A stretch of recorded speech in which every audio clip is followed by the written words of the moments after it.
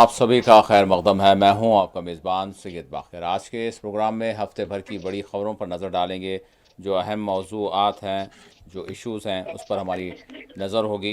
हम आगाज़ करेंगे बिहार के असम्बली इंतखाबात के हवाले से, क्योंकि दिन बहुत कम रह गए हैं। 6 नवंबर को पहले मरहले के तहत इंतखाबात होंगे और 11 नवंबर को दूसरे मरहले के तहत इंतखाबात होंगे और 14 नवंबर को नतायज सामने आएंगे। किस तरह की इंतखाबी मुहिम्मात चल रही हैं, इस पर हमारी नज़र होगी। और फिर हम तूफ़ान मोंता से होने वाले नुकसानात और उस पर भी हम बात करेंगे। और इसके साथ साथ हम रुख करेंगे और साउथ कोरिया का। और साउथ कोरिया में जिस तरह की यानी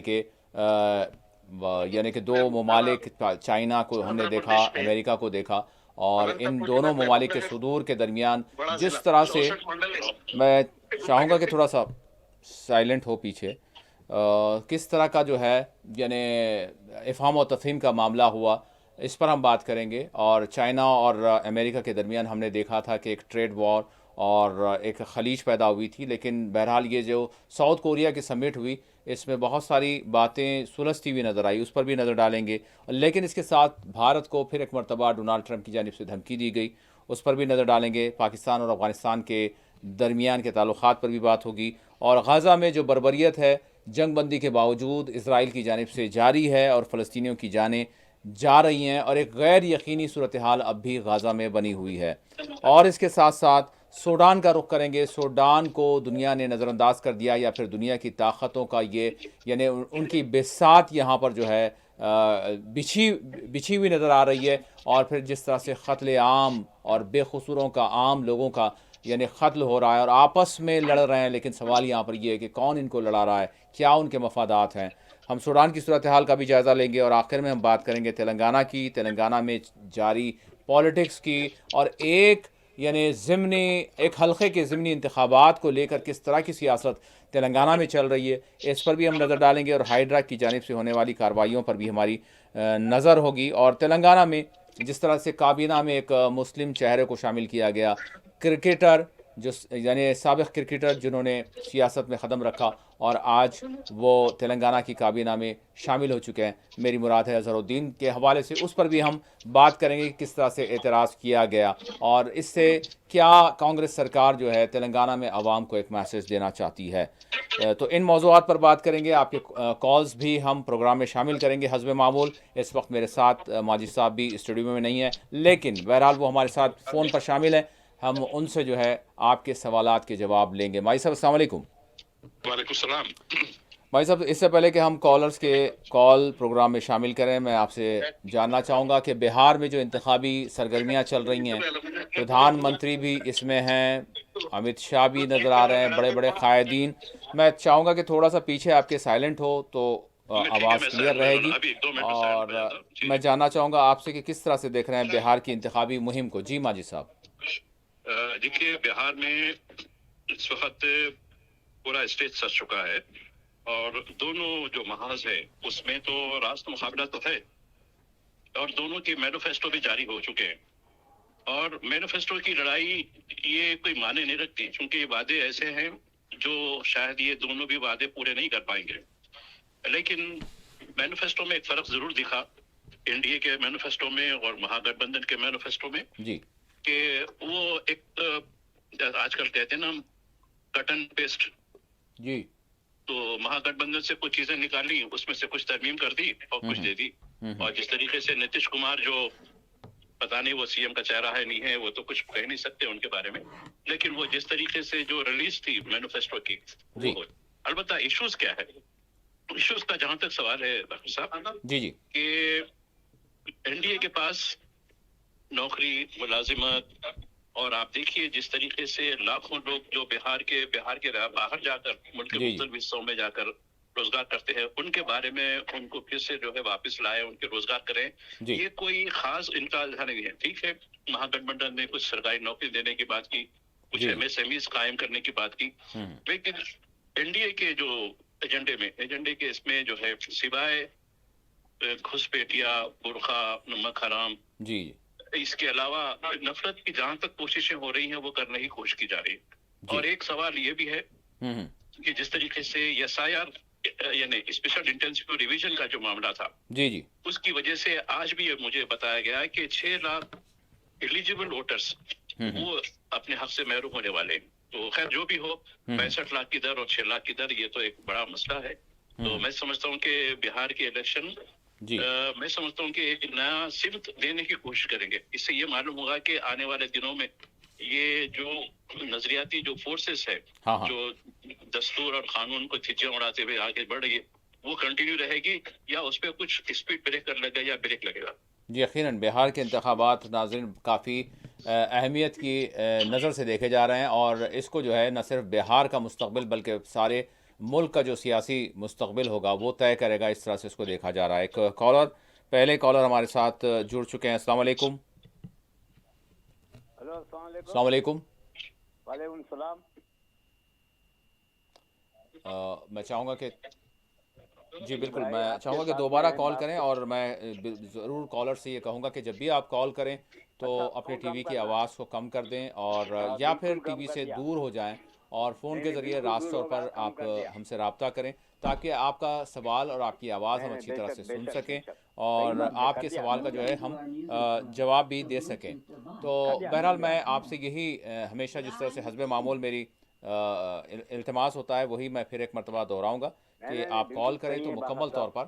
पर यानी फ़ोन के ज़रिए बात करें, टीवी से दूर रहें। अस्सलाम वालेकुम। बिल्कुल बिल्कुल। वालेकुम सलाम, अब्दुल हमीद थोड़ी नलगोंडा। सी मैं चाहूँगा कि आवाज़ थोड़ी सी बढ़ाई जाए।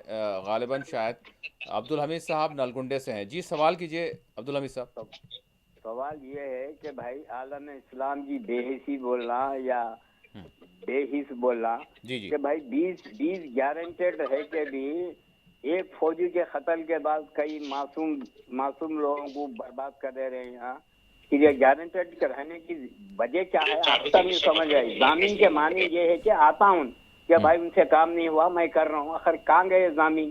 बोले कि भाई टर्की की फौज आएंगी, पाकिस्तानी फौज आएंगी, वो फला आएंगी। कहा सब हवाई हवाई चल रही बातें। हम्म, ये कैसा होगा भाई? ये ठीक। अगर कैसा गजा का मसला कैसा, जंगबंदी, जंग तो बोलते ही नहीं उसको। एक एक खाली मजामत ग्रुप से तुम 20-25 मुल्कों की फौज लड़ ली, उसको जंग थोड़ी बोलते हैं। जंग जी बोलते यूक्रेन की और रशिया की, उसको जंग बोलते हैं। बिल्कुल बिल्कुल सही। जी, इस बारे में बोलिए, बोले माजिद साहब को फोन पे है। जी ज़रूर अब्दुल हमीद साहब का सवाल था माजिद साहब, और गाज़ा के हवाले से उन्होंने सवाल किया कि बहरहाल जंग तो इसको कहा नहीं जा सकता, क्योंकि यूक्रेन और रशिया की अगर जंग कहें तो जंग होगी। बहरहाल जिस हवाले से भी जो 20 गारंटर बने थे, आज जंगबंदी की खिलाफ वर्जी इसराइल कर रहा है, और कर रहा है एक फ़ौजी की, एक फ़ौजी को मारने पर 100 जो है 100 से ज़ायद फ़लस्तीनियों को शहीद किया जाता है। अब वो जो गारंटर्स थे वो कहाँ पर हैं, ये अब्दुल हमीद साहब का सवाल है। जी माजिद साहब। देखिए, जहां तक ये सवाल है गजा के बारे में, ये यकीनन कत्लेआम है, इसमें कोई दो राय नहीं है। जी नंबर एक।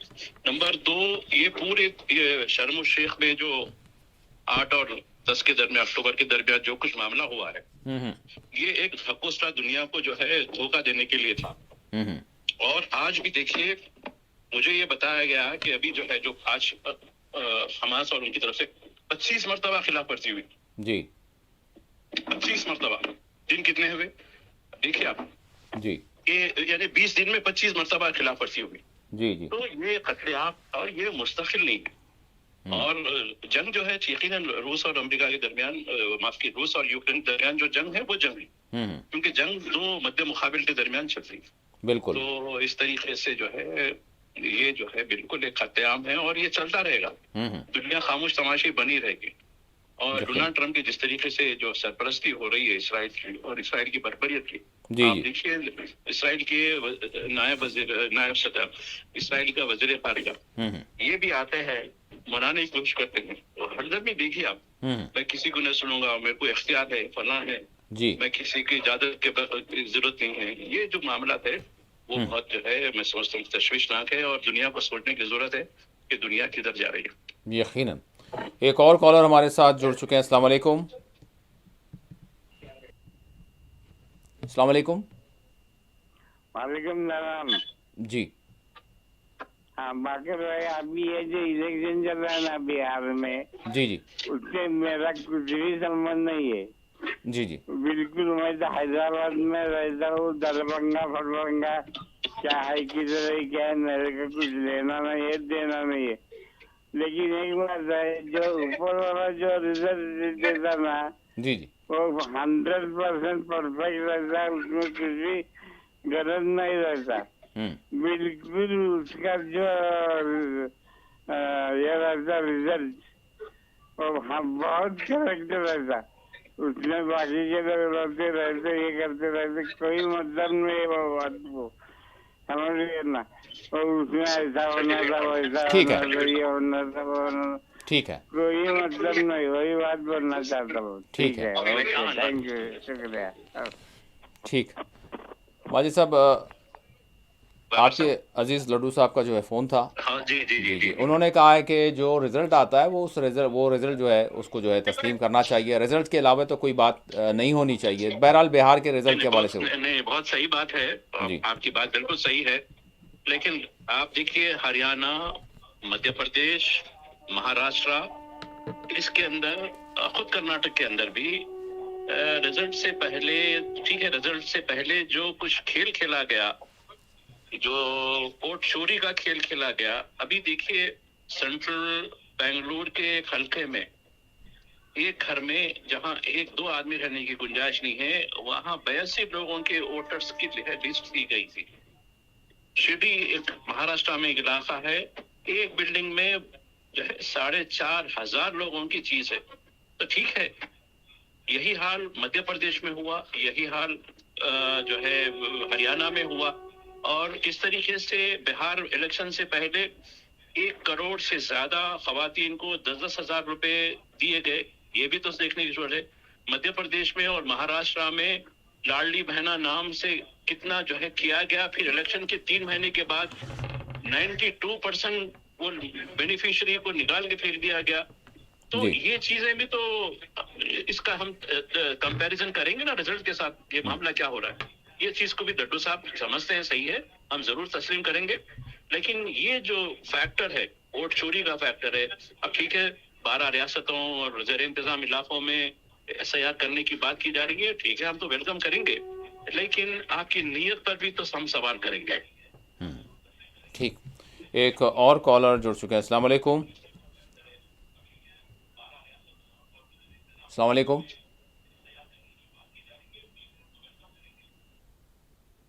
अस्सलाम वालेकुम। अस्सलाम वालेकुम। शायद मेरे ख्याल से मैं चाहूँगा कि जो भी कॉलर कॉल करने की कोशिश कर रहे हैं, कनेक्ट नहीं हो रहा है तो आप उसको डिस्कनेक्ट कर दें, उसके बाद फिर दोबारा आप ट्राई करें ताकि आपके सवाल को हम प्रोग्राम में शामिल कर सकें। माजिद साहब, दूसरा ये है कि हमने मौजूद जिस तरह से तय किया था।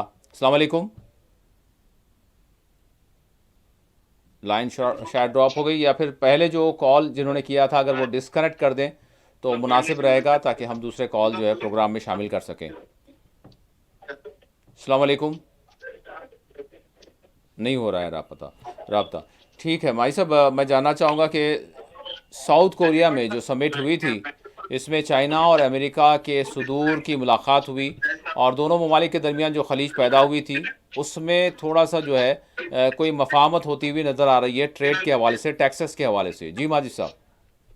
देखिए, मैं आपको पहले कोलालमपुर लेके चलता हूँ। जी जी आसियान की मीटिंग, हाँ आसियान की मीटिंग, आसियान के जो 10 या 11 ममालिक हैं उसमें है, उसमें जो है डोनाल्ड ट्रंप आसियान के मेंबर नहीं है, अमेरिका आसियान का मेंबर नहीं है, उनको एक ऑब्जर्वर की हैसियत से उनको और कई लोगों को बुलाया गया, ठीक है। वहां से इनकी पॉलिटिक्स शुरू होती है, वहां से उनके साउथ यानी ईस्ट, ये जो एशिया बईत के जो इलाके हैं, जो वहां से उनके दौरे शुरू होते हैं, वहां से वो जापान जाते हैं, जापान से जनूबी कोरिया आते हैं। और देखिए जो मीटिंग्स होती है उसमें अब वो देखिए जापान के साथ उनका जो मामला हुआ, जापान के साथ जो माहिदा हुआ, जापान के साथ जो टैरिफ का जो मामला हुआ उसकी एक्सीवी हुई, अब चाइना के साथ जो मामला हुआ अब उसकी कुछ एक्सीवी करने की कोशिश की जा रही। अब इनकी जो नजर, जैसा कहते हैं देखा चील की नजर मुर्दार पर होती है, अब ये जो है जहां जहां रेयर अर्थ मिनरल्स ये आप देखिए, ये ऐसी चीज है कुदरत ने जो है, जहां एक जमाने में जो है एक 50 60 70 साल पहले ऑयल डिपॉजिट की एक दुनिया को एक तोहफा दिया था कुदरत ने, जी ऑयल जी डिपॉजिट का जो जी उसी जी। तरीके से अब रेयर अर्थ मिनरल्स का तोहफा दिया इस सदी के लिए। हम्म। तो अब ये चीज उनकी नजर में पड़ी हुई है, और उसी की वजह अब देखिए ये मालूम हुआ है कि चाइना के अंदर सबसे ज्यादा यानी रेयर अर्थ मिनरल्स हो है, उसके साथ माहिदा करने की बात की जा रही है, और चाइना के साथ इनका रुख सिर्फ चंद हफ्तों में बदल गया। जी जी। कुछ हफ्ता पहले उनके पास जो कुछ मामला था, और एक अरसे तक तो ट्रेड वार चल रही थी इनकी, हम्म। अब वो सब पीछे चले गई, अपने मोहब्बत प्यार की मोहब्बत की बात हो रही है। और चाइना भी इतना इनके साथ बेवकूफ नहीं है कि इनकी जो है, जैसा कहते हैं ना कि बड़ों में इनके आ जाएगा, ऐसा नहीं है। तो मैं समझता हूँ कि ये इस पूरे तनाजुर को हम समझने की जरूरत है कि फार ईस्ट कंट्रीज में इनके जो दौरे हैं उसका क्या मकसद है। हम्म। शायद एक कॉलर जुड़ चुके हैं। अस्सलाम वालेकुम। अस्सलाम वालेकुम।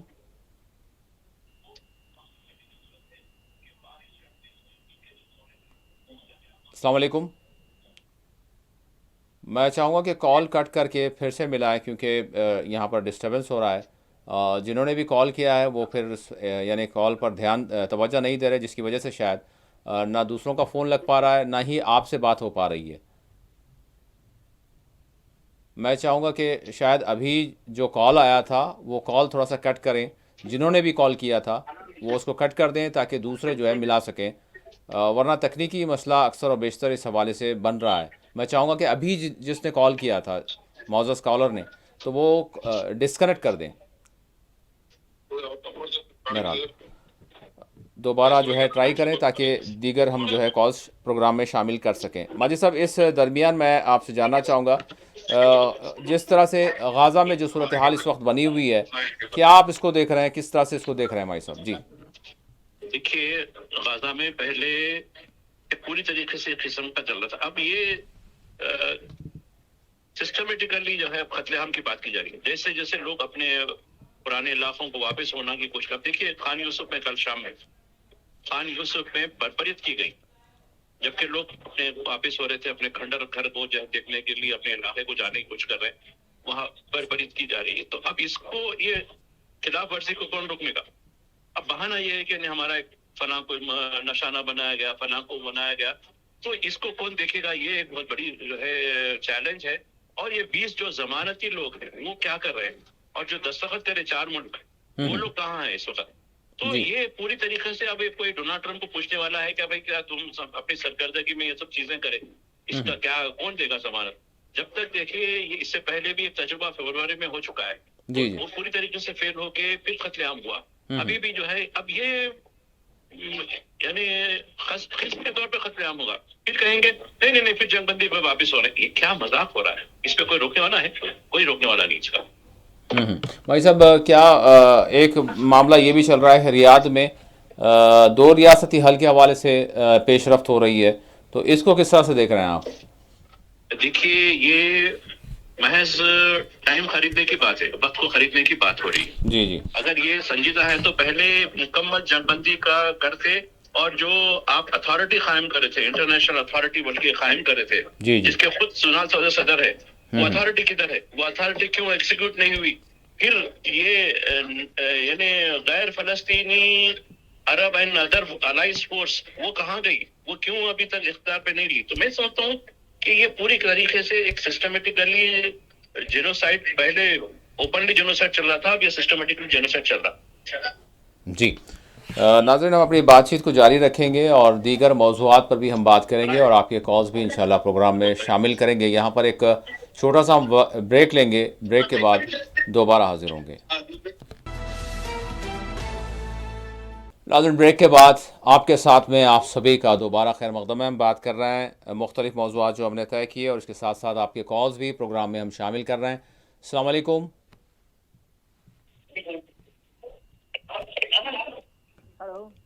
वालेकुम सलाम। जी शाकिर साहब। सवाल था। जी जी, थोड़ा सा आवाज़, शाकिर साहब की आवाज़ थोड़ा वॉल्यूम थोड़ा सा बढ़ाई जाए। जी सद्दाम हुसैन जी, मेरी आवाज बढ़ाऊं? जी जी जी, आ रही है आवाज़ आपकी अब। सद्दाम हुसैन। सद्दाम हुसैन ने आलम इस्लाम को बहुत बड़ा नुकसान पहुंचाया, जिसके 40 साल हो गए उसके सरा से, और हो सकता है सदी पार कर लें हम। सद्दाम हुसैन ने क्या किया बताया आपने? ठीक है सर, अभी आ रही है आवाज? जी जी, सद्दाम हुसैन के बारे में पूछ रहे हैं आप जी। ये ऐसी चीजों को याद रखना, जहन में रखना अपनी कौम और मिल्लत के बका के लिए बहुत जरूरी होता है। जी जी क्या आज हम लोग इसको याद रखते हैं? दूसरा ये कि ये क्या कंपलसरी है, लाजमी, तकरीबन लाजमी नहीं है जी। ये यानी यहाँ पर हमारा दूसरा सवाल ये अच्छा नहीं, पहला सवाल सद्दाम हुसैन के हवाले से सवाल क्या है आपका? कि आज के अखबारात और हालात, सियासी हालात से थोड़ी वाकफियत रखें जी। अपनी बका के लिए ये जरूरी है कि आजकल मुल्क में क्या हालात हो रहे हैं और किस तरफ जो है ऐसे जा रहा है, इसकी बका जरूरी है। ठीक है, सवाल मेरा ये है साहब, एक सवाल तो सद्दाम हुसैन का हो गया। सद्दाम हुसैन के हवाले से क्या पूछा ठीक है। आपने?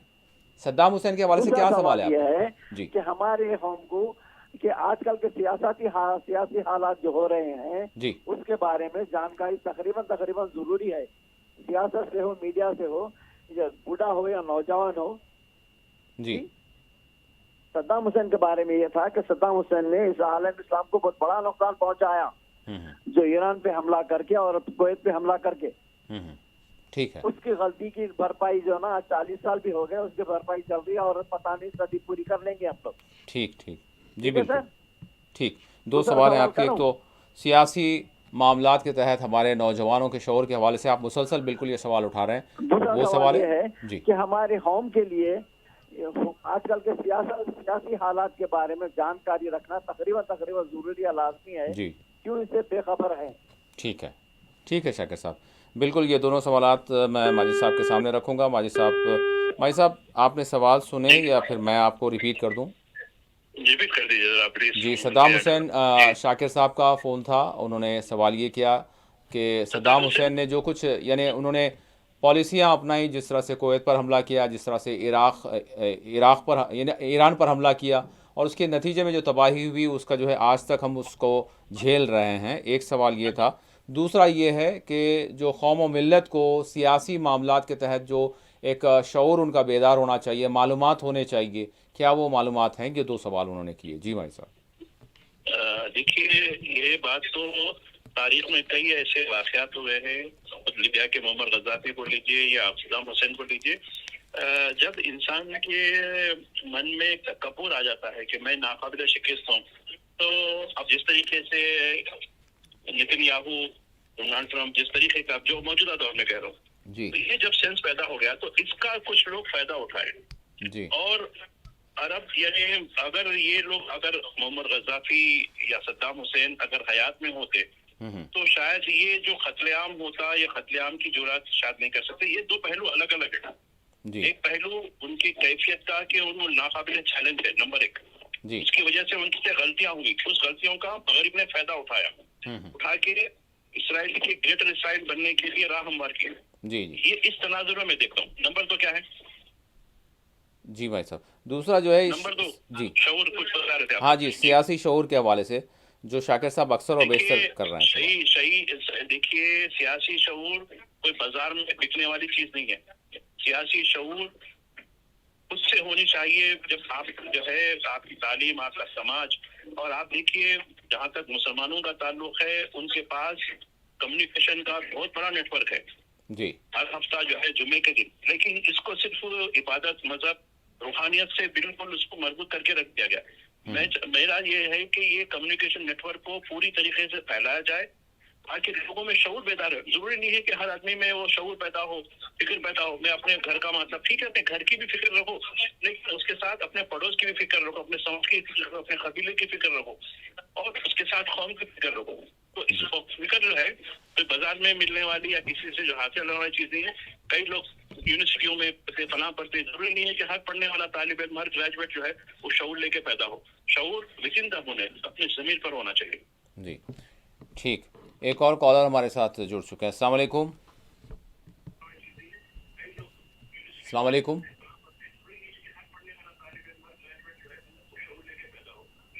अस्सलाम वालेकुम।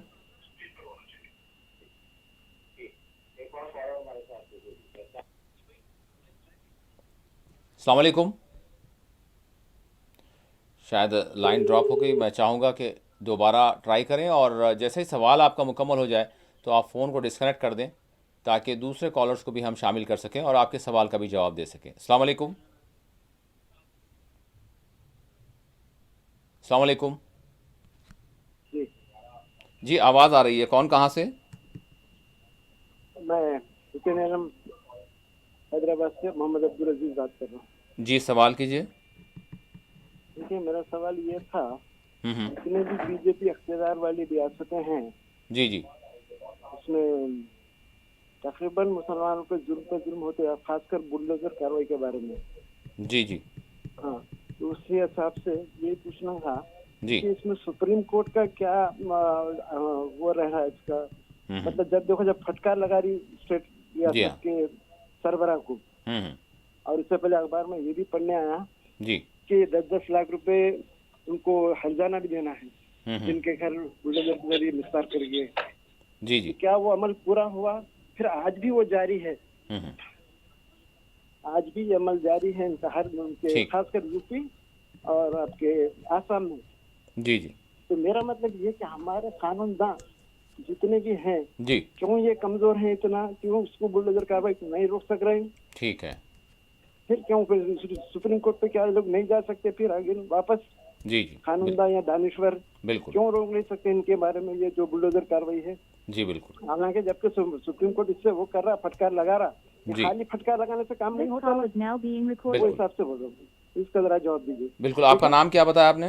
मोहम्मद अब्दुल अजीज हुसैन आलम। मोहम्मद अब्दुल अजीज़ साहब, माजिद साहब, मोहम्मद अब्दुल अजीज़ साहब हुसैनी आलम से कॉल किया और आपने सवाल ये किया है कि सुप्रीम कोर्ट की जानिब से सरजनिश होने के बावजूद, सुप्रीम कोर्ट की जानिब से इस पर फिटकार लगाने के बावजूद, सरकारों को तक जो है यानी इस हवाले से जवाब तलब करने के बावजूद, फिर बिल्डोज़र की कार्रवाइयाँ जो डबल इंजन की सरकारें जहाँ हैं, बिलखुसूस आसाम और यूपी का उन्होंने जिक्र किया, वहाँ पर कार्रवाइयाँ हो रही हैं, तो फिर हमारे जो कानूनदान लोग हैं, एडवोकेट्स हैं, वो फिर सुप्रीम कोर्ट से रुजू होकर इस तरह की गैर कानूनी कार्रवाइयों को पर रोक क्यों नहीं लगा सक रहे हैं? जी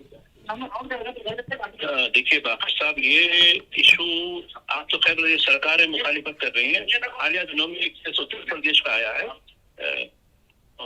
इसमें जो है एक इंस्पेक्टर उसने जो है एक सुप्रीम कोर्ट के ऑर्डर की धज्जियां उड़ाते हुए उस पर गंदी बात कही। उसका ऑडियो उसका जो है रिकॉर्ड हो गया, रिकॉर्ड होने के बाद सुप्रीम कोर्ट में पेश किया गया। सुप्रीम कोर्ट गुस्सा कर रहा है इस पे जी और वो चीफ सेक्रेटरी यूपी के उससे जो है वो सवाल पूछा, तो यानी ये कहा गवर्नमेंट का जो वकील है वो बोल रहा है कि नहीं इसका जो है वो कर लिए, बिल्कुल सही है, इतनी तौहीन की थी, इसको हम सस्पेंड करते हैं। जी सस्पेंड करना, अदालत सुप्रीम कोर्ट की तौहीन करना, खैर छोटी अदालत हो या सुप्रीम कोर्ट हो, अदालत सब बराबर होती है, लेकिन इसकी जो इस तरीके से तौहीन की जा रही है, तो यानी नौबत ये हो गई कि योगी सरकार तो ठीक कर रही, मामले उसका एक इंस्पेक्टर स्टेशन हाउस ऑफिसर वो कर रहा है। तो मैं समझता हूँ कि इस मुल्क में कानून की हुक्मरानी है नहीं है, इस पर बड़ा सवाल उठता है। यकीनन। एक और कॉलर हमारे साथ जुड़ चुके हैं। अस्सलाम वालेकुम। अस्सलाम वालेकुम।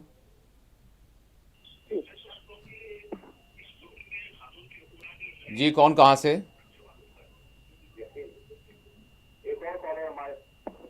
हेलो अस्सलाम वालेकुम। वालेकुम सलाम। जी कौन कहाँ से? जी मैं तारना के से। आवाज़ बहुत धीमी आ रही है आपकी। जी सवाल कीजिए। जी कुछ भी नहीं हो सकता आप लोगों के जरिए से डबल बेडरूमों का, यानी तो बहरहाल घर की मेरे को बहुत प्रॉब्लम हो रही, जरा आप लोगों से कुछ आप लोग एप्लीकेशन हुए दिए तो कुछ भी हो सकता क्या? जी डबल बेडरूम के हवाले से आप कहाँ से बोल रहे हैं? जी तारना के से। तारनाके से। अच्छा, आपने दरख्वास्त दे दी है? जी हाँ देखे है। अच्छा, इंक्वायरी हुई उस हवाले से? उस हवाले से खाली आके एक बार आके वो लोग वहाँ फोटो ले लेके गए थे, देखिए वो। अच्छा जी। आके और उसके बाद कुछ भी नहीं है, फोन भी कुछ नहीं है।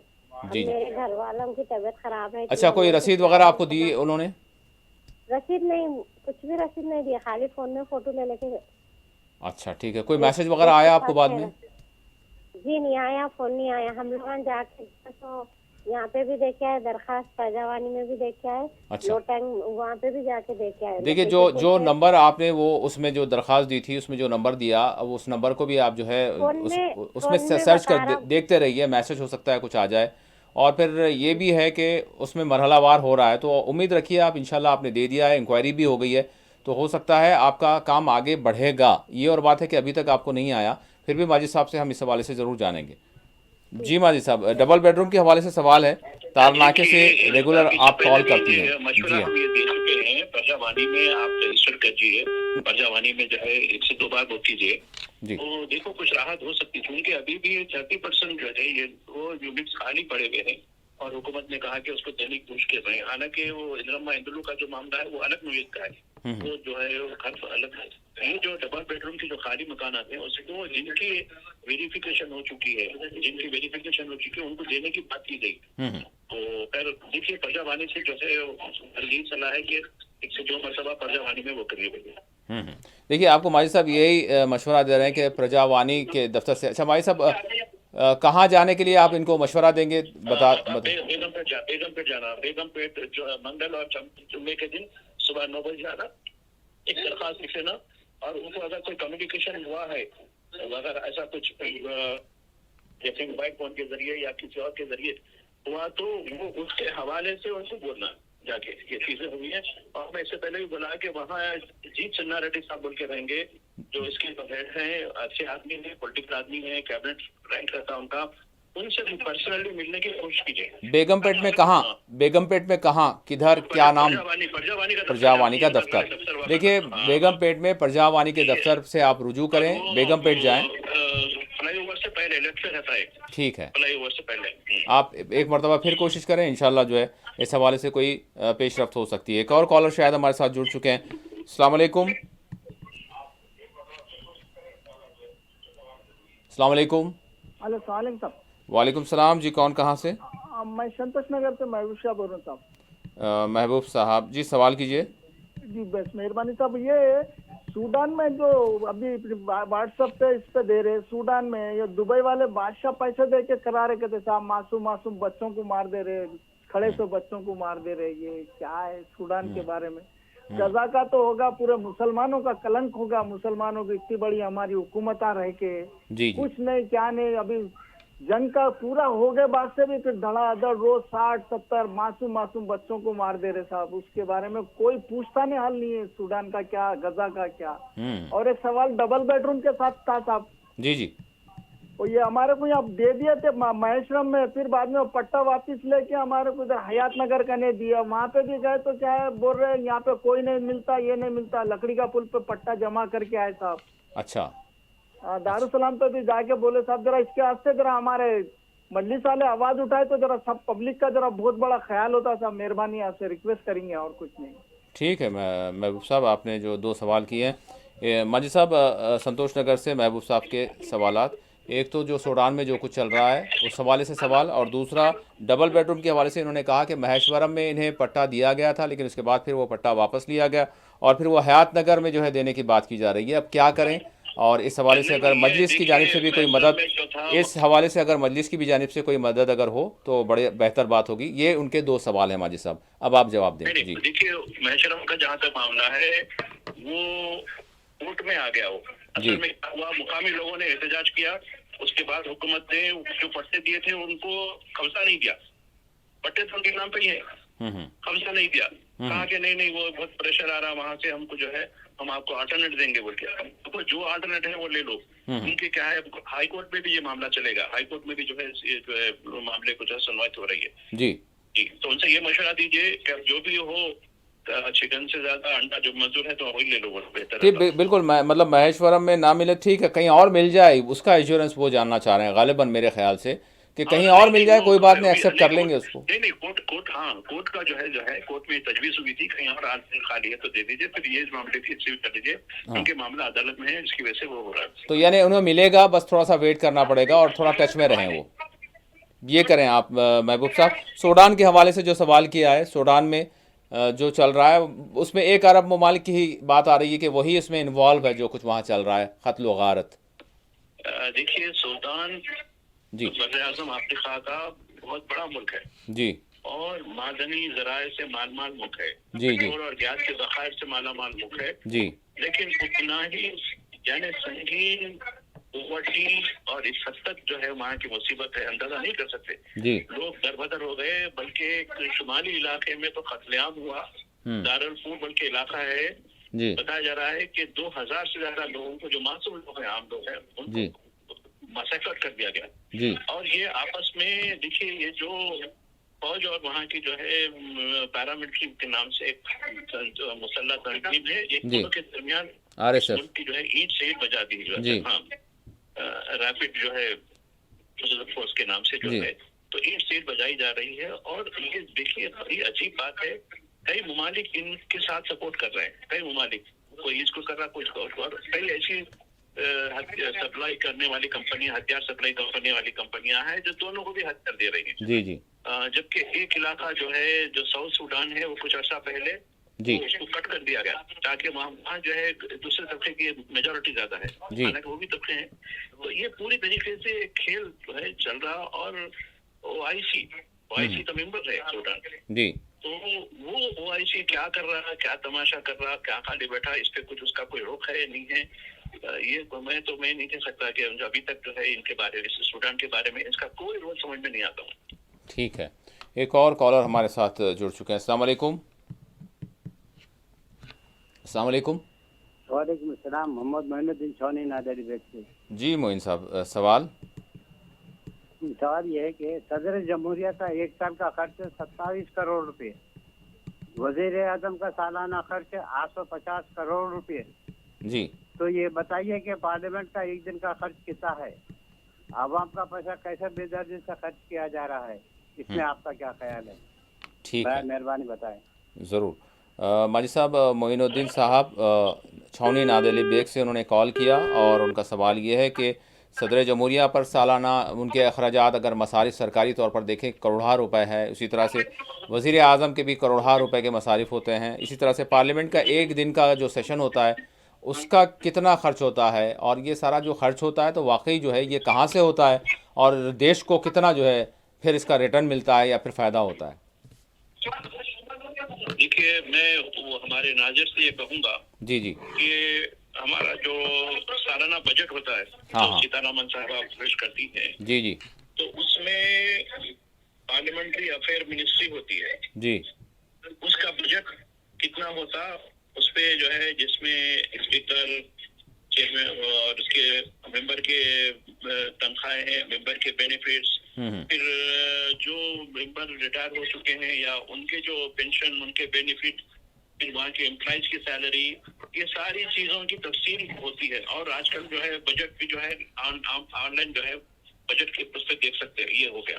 जी जी सदर जमहूरिया, वजीर आजम और वज़रा का जो मामला है, ये खास एक जो है डिपार्टमेंट होता है, उसके तहत होती है, और इसमें जो है काफी जो है इसका मामला होता है, और इसमें रिजर्व फंड बन के रहता है। जी जी जो रिजर्व फंड जिसकी शराहत नहीं की जाती रिजर्व फंड की, तो ये काफी बड़ा खर्च होता है। और आप देखिए, जबकि हमारा जो एक फंड का जो है ना, पर कैपिटा जो हमारी इनकम है जी जी सालाना, ये बताइए हमारी पर कैपिटा इनकम सालाना जो है 4 लाख के करीब एक एवरेज बताया गया। हाँ हाँ जबकि इन लोगों के लिए कोई तहदीद नहीं रहती, जो मतलब एक गुर्बत एक तरफ है और इस तरफ की जो, और आप देखिए इनकी सिक्योरिटी, जी। इनकी सिक्योरिटी के लिए कितनी गाड़ियां होती है, कितने लोग होते हैं, ये इसका अंदाजा आप जो है उनके जो बजट से होता है। और जी। ये बजट मुख्तलिफ महकूम का, जो सिक्योरिटी का बजट है, जी। सिक्योरिटी के जो मुख्तलिफ डिपार्टमेंट है, जैसा कि मुख्तलिफ जो है फोर्सेस है, हाँ हाँ जैसे पीएम वगैरह के लिए फोर्स अलग होती है, उसका डिपार्टमेंट का अलग होता है। तो ये मुख्तलिफ फोर्सेस से मिलके इनका अगर अकोमोडेट करेंगे तो ये बहुत बड़ी रकम होती है जिसको हम खर्च करते हैं हमारे कायदीन की हिफाजत के लिए, हमारे कायदीन के जो है बेनिफिट्स के लिए। इसके अलावा इनको जो पावर होते हैं जी, यानी इनकी दस्तखत से करोड़ों लोगों के मामला, करोड़ों लोगों के प्रोजेक्ट, ये चीज भी अलग चीज होती है। तो इस तरीके से ये इनका जो मामला होता है ना, वो जो मामले एक MLA का नहीं था। बाद MLA को दो मेंबर की सिक्योरिटी, बाद MLA को 4 मेंबर की सिक्योरिटी, और ये सिक्योरिटी कौन से डिपार्टमेंट से जाती है। उसके अलावा उनको 2 बंदे रखने के लिए, एक उनका सेक्रेटरी या उनका, और एक ये सिक्योरिटी डिपार्टमेंट के पैसे जाते हैं। जी बताने का मकसद ये है कि एक आम आदमी को, यानी उसकी उसकी कोई जानो माल की कहाँ को उसके लिए कोई सिक्योरिटी तो नहीं हो सकती। लेकिन हमारे मुंतखब नुमाइंदों के लिए, चाहे वो अरकान पार्लियामेंट हो, अरकान असेंबली हो, वज़रा हो, वज़ीर आज़म हो, या फिर हमारी राष्ट्रपति साहिबा हो, या जो भी लोग हों, उन पर हम बहुत भारी खर्च करते हैं और इनकी जिंदगी आवाम से ये दूर रहते हैं। देखिए, आवाम से मुंतखब होते हैं लेकिन आवाम को एक्सेसिबल नहीं होती। आप वज़ीर आज़म से अगर मुलाकात है, महीनों लग जाएंगे एक आम आदमी को मिलने के लिए। जी जी पहले ये होता था, एक दरबार होता था पहले। आजकल भी बात सीएम करते हैं, लेकिन बात सीएम तो वो भी छोड़ दिए। जी तो क्या हमारे वोट से मुंतखब होने वाला हमारे से एक्सेसिबल नहीं होता, हमारे यानी दस्तरत से बाहर हो जाता है। ये बहुत बड़ा महाजेल है। जमहूरियत के नाम पे एक जमहूरियत के साथ मजाक है। जी। एक और कॉलर हमारे साथ जुड़ चुके हैं। अस्सलाम वालेकुम।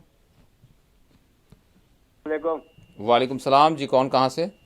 मैं तो अब्दुल हमीद बात कर रहा हूँ। एक सवाल कर चुका, अगर आप इजाज़त दिए तो एक है पूछना चाह रहा हूँ, अगर इजाज़त दिए तो। जी जी जी, फरमाइए।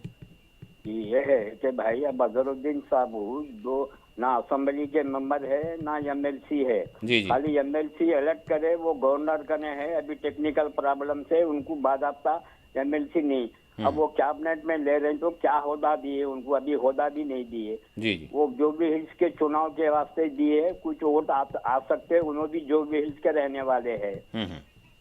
तो ये अक्सर ऐसा ही हो रहा हमारे साथ। कोई पहले होदा साथ ही डिक्लेयर कर देना कि भाई इनको होम मिनिस्टर दिया जा रहा, खाली है, नहीं तो यही हमारा वक्फा है जो जी ठीक यतीम इदारा है, यतीम इदारा का बना रहे हैं, क्या बना रहे हैं, इस बारे में बोलना चाह रहा हूँ।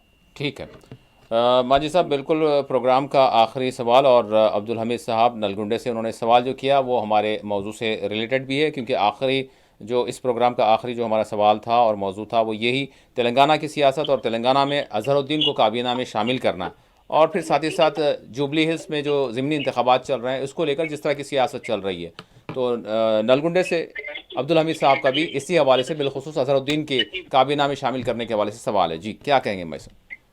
देखिए, ये पहली मर्तबा ऐसा देखा गया जी। कि गुज़िश्ता 23 महीनों से हैदराबाद से चलने वाली कोई भी सरकार में, हाँ हाँ कोई आप आज तक जितनी भी हो, चाहे वो हैदराबाद 48 के बाद से 56 तक जो इन सरकारें बनती रही, उसमें तो 4-4, 5-5 गुजरा होते थे। जी जी। उसके बाद 56 के बाद आंध्र प्रदेश लेके 2014 तक, और एक मरला ऐसा आया 70s और 80s में 4 मिनिस्टर होते, 3 मिनिस्टर होते थे। जी जी 2 मिनिस्टर तो पक्के होते थे। जी। अब 2014 के बाद तेलंगाना बना तो 1 मिनिस्टर रहा, ठीक है। लेकिन 2023 में इलेक्शन हुए, कांग्रेस की सरकार आई। जी। अभी 2025 हालिया दिनों तक भी कोई मिनिस्टर नहीं रहा। जी। अब क्यों लिया गया? क्यों? जब ऐसे वक्त जबकि ज़िमनी इलेक्शन चल रहे हैं, लोग सवाल उठा रहे हैं। ये यकीनन गैर अखलाकी हरकत है, इसकी कोई जवाब नहीं है। इससे ये बताना तासुर देना कि हम मिनॉरिटी के करीब हैं, पर अभी तक क्यों नहीं हुए करीब? तो अभी तक देखिए, और इस मरतबा गुज़िश्ता 23 महीनों के दौरान लोग हमारे काउंसिल के 3 मरतबा इलेक्शन हुए जी मुख्तलिफ ज़िमरों के। अब महेश कुमार गौड़ जो है पीसी सदर, उनको बना दी, इससे पहले 2-3 और लोगों को बना दिया। ठीक है, चलिए, लेकिन जब क्यों याद नहीं आया कोई मुस्लिम नुमाइंदगी देना? और ये साहब कोई ऐवान के, कोई मुकन्नना की किसी ऐवान के रुकन नहीं है। अब इनको 6 महीने के अंदर कहाँ से नापे देंगे? वैकेंसी खाली है नहीं अभी तक। जी जी। तो ये एक बड़ा सवाल है, अजहरुद्दीन के आने से क्या कल्याण हो जाएगा माइनॉरिटीज का, मुसलमानों का? आप बजट ही जारी नहीं करते। हर आज हज हाउस ईरान पड़ा हुआ है। हज हाउस के जो है वहाँ कोई, ठीक है, आ रहे लोग, आ रहे जा रहे हैं, खाली सरकारी मुलाजिमिन को भी तनख्वाहें वक्त पे भी आ रही नहीं आ रही, वो अलग सवाल है। लेकिन कोई स्कीम वगैरह, minority finance corporation, Urdu academy का और लीडर जो है बोर्ड का जो मामला चल रहा है, तो ये सिचुएशन मैं समझता हूँ कि बहुत अलार्मिंग सिचुएशन है। अजहरुद्दीन के आने से कुछ कल्याण होना ये गलत बात, बिल्कुल। अब रही बात ज़िमनी इलेक्शन की, जी। अब देखिए, हुकूमत ने इतने वादे कर दिए, अब वो वादे अब जो नए फूल हुए वो अब हुकूमत के लिए मुश्किल पैदा कर रहे हैं। और बीआरएस पार्टी को, अब आप देखिए, बीआरएस पार्टी जिस तरीके से हिकमत अमली कर रही है, वो ज्यादातर माइनॉरिटी में बहुत काम कर रही है, क्योंकि उसको यकीन है कि मेजोरिटी के वोट उसको किसी तरीके से तोहफाबंद बीजेपी की मेहरबानी या बीजेपी की तंजीमों की मेहरबानी से मिल जाएंगे। तो ये एक सिचुएशन है जिसको जहन में रख के हमको जो है इसके बारे में सोचना है। जी भाई साहब, 1 मिनट में मैं चाहूँगा कि तूफ़ान मोंथा जो आया और फिर उसके बाद फिर वो ख़त्म भी हो गया, लेकिन उसके जो नुकसानात हुए या उसके हवाले से जिस तरह से निपटने के लिए जो इक़दाम किए गए, चाहे वो आंध्रा में हो, चाहे वो तेलंगाना में हो या उड़ीसा में हो। जी। का जहाँ तक सवाल है, मोसा की जो तबाही हुई है वो बहुत भयानक हुई। पहले से इक़दाम नहीं की जाते तो हलाकतें बहुत ज्यादा होती, चाहे वो आंध्र प्रदेश हो या तेलंगाना हो या उड़ीसा में तो हुई हलाकतें। जी। तो ये वहाँ की हुकूमतों की कितनी हिकमत अमली हुई नहीं हुई। अब देखिए तमिलनाडु में भी बहुत जबरदस्त हुआ, बारिश कई दिन तक चलती रही और काफी बड़ा नुकसान, जानी नुकसान नहीं, भारी नुकसान बहुत ज्यादा हुआ। जी जी। तो ये 3 रियासतों ने, आंध्र प्रदेश, तेलंगाना, तमिलनाडु ने बड़ी हद तक अमवात यानी जानी अमवात को कम करने में जो इकदाम किए उसकी वजह से हुआ, जबकि उड़ीसा में ऐसा नहीं हुआ। उड़ीसा में अमवात हुई, नुकसान भी ज्यादा हुआ है। तो ये हमारे लिए एक सबक है। जी जी, ठीक। बहुत बहुत शुक्रिया भाई साहब, आपने वक्त दिया और सवालात के जवाब दिए। नाज़रीन, बहरहाल ये सिचुएशन है, चाहे वो मुल्की हो या फिर मकामी सतह पर देखें या फिर आलमी सतह पर देखें, तो इस वक्त गाज़ा में जिस तरह की सूरत हाल बनी हुई है वो गैर यकीनी सूरत हाल ज़रूर बनी हुई है, लेकिन इसके साथ साथ जो सूडान में भी जो यानी खाना जंगी जिसको कहा जा रहा है, लेकिन दर हकीकत यहाँ पर भी आलमी ताकतें अपनी बिसात बिछाए हुए हैं और अपने प्रॉक्सीज़ के ज़रिए यहाँ पर बेखुसरों का, आम लोगों का कत्लेआम किया जा रहा है। बहरहाल दुनिया खामोश है, तमाशाई बनी हुई है, लेकिन हम ज़रूर जो है क़ुदरत के फ़ैसले के जो है मुंतज़िर रहेंगे, क्योंकि उसी की जानिब से फ़ैसला होगा।